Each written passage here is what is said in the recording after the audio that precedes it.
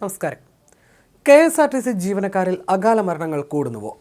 അമിതമായ ജോലിഭാരവും ശിക്ഷാ നടപടികൾ സൃഷ്ടിക്കുന്ന മാനസിക സമ്മർദ്ദവുമാണ് അകാല മരണങ്ങൾക്ക് കാരണമെന്നാണ് നിഗമനം. സാമ്പത്തിക പ്രതിസന്ധിയിലൂടെ നീങ്ങുന്ന KSRTCയിലെ ജീവനക്കാരെയും കുടുംബാംഗങ്ങളെയും ആശങ്കയിലാക്കുന്നതാണ് പുറത്തുവരുന്ന കണക്കുകൾ. അടിയന്തര സമാശ്വാസ ഇടപെടലുകളിലൂടെ ജീവനക്കാരുടെ സമ്മർദ്ദം കുറയ്ക്കേണ്ട സാഹചര്യം ഈ പൊതുമേഖലാ സ്ഥാപനത്തിലുണ്ടെന്നതാണ് വസ്തുത. 50 ദിവസത്തിനിടെ മരിച്ച KSRTC ജീവനക്കാരുടെ എണ്ണം 18 ആണ്. കഴിഞ്ഞ 8 ദിവസത്തിൽ മാത്രം ജീവൻ നഷ്ടമായത് 7 പേർക്കും. 2-3 ദിവസം കൂടുമ്പോൾ ഒരു മരണം എന്നതാണ് നിലവിലെ കണക്ക്. മിക്കവരുടെ മരണകാരണം ഹൃദയസ്തംഭനം, ചിലരുടേത് ആത്മഹത്യ. ജോലി കഴിഞ്ഞ് മടങ്ങവേ അപകടത്തിൽ മരണപ്പെട്ടവരുമുണ്ട്. ജോലിഭാരം കാരണം വലിയ ബുദ്ധിമുട്ടാണ് ജീവനക്കാർ നേരിടുന്നത്.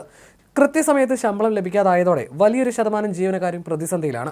കടബാധ്യതയും വർദ്ധിച്ചു. ഈ സമ്മർദ്ദങ്ങൾ പലർക്കും താങ്ങാവുന്നതിനും അപ്പുറമാണ്.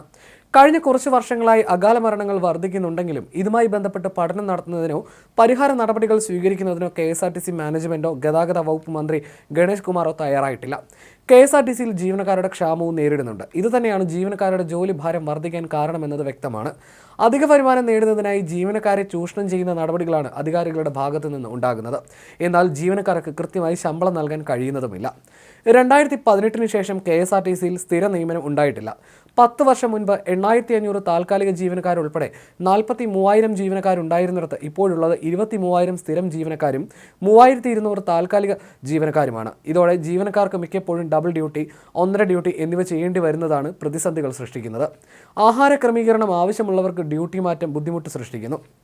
കളക്ഷൻ ടാർജറ്റും ജീവനക്കാരിൽ സമ്മർദ്ദമുണ്ടാക്കുന്നു. സ്വകാര്യ മേഖലയിൽ ജീവനക്കാർക്കുള്ളതിനേക്കാളും വലിയ സമ്മർദ്ദമാണ് കളക്ഷൻ ടാർജറ്റ് കാരണം KSRTC ജീവനക്കാർ നേരിടുന്നത്.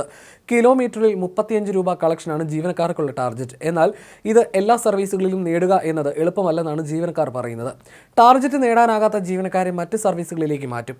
ടാർജറ്റ് നേടാൻ കഴിയാതെ ആയാൽ അധികാരികളിൽ നിന്ന് അധിക്ഷേപവും നേരിടേണ്ടി വരുന്നതായും ആരോപണമുണ്ട്. നിയമപ്രകാരം 8 മണിക്കൂർ ശേഷമുള്ള ജോലി ഓവർ ടൈം ആയിട്ടാണ് കണക്കാക്കേണ്ടത്. എന്നാൽ 16 മണിക്കൂർ ജോലി ചെയ്താൽ പോലും അത് ഡബിൾ ഷിഫ്റ്റായി കണക്കാക്കില്ലെന്നും ജീവനക്കാർ പറയുന്നു. 2025 ജനുവരി 27 വരെയുള്ള കണക്കുകൾ പ്രകാരം KSRTCയുടെ ഉടമസ്ഥതയിൽ 4,717 ബസ്സുകളാണുള്ളത്. ഇതിൽ 1,261 ബസ്സുകളും 15 വർഷത്തിലധികം കാലപ്പഴക്കം വന്നവയാണ്. 698 ബസ്സുകൾ 14 മുതൽ 15 വർഷം വരെ കാലപ്പഴക്കമുള്ളവയാണ്. ഈ അവസ്ഥയിലുള്ള ബസ്സുകളുമായി എങ്ങനെ അധിക വരുമാനം നേടാനാകുമെന്നും ഇവർ ചോദിക്കുന്നു. ജീവനക്കാരുടെ ക്ഷാമം വലിയ രീതിയിൽ KSRTCയെ ബാധിക്കുന്നുണ്ട്. ആരോഗ്യ പ്രശ്നങ്ങൾ ഉണ്ടായാൽ പോലും ജീവനക്കാർക്ക് അവധി ലഭിക്കാത്ത സാഹചര്യമാണ് നിലവിലുള്ളത്. എന്തെങ്കിലും ആവശ്യം വന്ന് പെട്ടെന്ന് അവധിയെടുക്കേണ്ടി വന്നാൽ കാരണം കാണിക്കൽ നോട്ടീസ് അടക്കമുള്ള നടപടികൾ ജീവനക്കാർ നേരിടേണ്ടതായി വരുന്നു. സർക്കാർ ജീവനക്കാർക്ക് ആരോഗ്യ ഇൻഷുറൻസ് പരിരക്ഷ നൽകുന്ന മെഡിസെപ്പ് പോലുള്ള ആരോഗ്യ പദ്ധതികൾ KSRTC ജീവനക്കാർക്ക് ലഭ്യമല്ല. ചികിത്സയ്ക്ക് പോലും PF-ൽ നിന്ന് ലോൺ കിട്ടാത്ത അവസ്ഥയാണ് തങ്ങൾക്കുള്ളതെന്നും ജീവനക്കാർ പറയുന്നു. തലേ ദിവസം മദ്യപിച്ചാലും ഡ്യൂട്ടിക്ക് എത്തുമ്പോൾ പരിശോധനയും അവഹേളനവും ജീവനക്കാർ നേരിടേണ്ടി വരുന്നതായും ആരോപണമുണ്ട്.